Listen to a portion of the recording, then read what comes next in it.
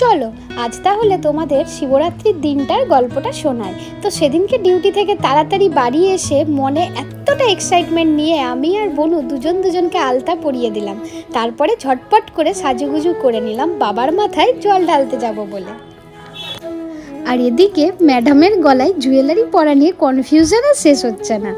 Anyways finally আমরা দুজনে ready হয়ে চলে এলাম পাড়ার মন্দিরে, মনে নিষ্ঠা নিয়ে বাবার মাথায় জল ঢালতে।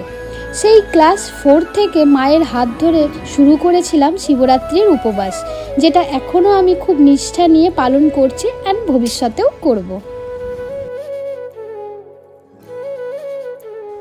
মন্দিরে প্রবেশ করে বিধি মেনে একে একে মহাদেবকে পঞ্চামৃত অর্থাৎ ঘি, মধু, দই, দুধ, জল বাবাকে অর্পণ করলাম।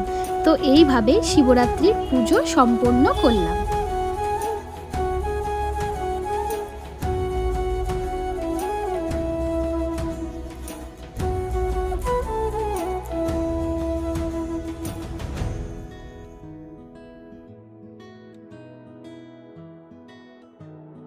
পুজো শেষ করে বাড়ি এসে উপোস ভঙ্গ করলাম। তো শিবরাত্রির ব্লগটা এইটুকুই ছিল। দেখা হচ্ছে নেক্সট ব্লগে।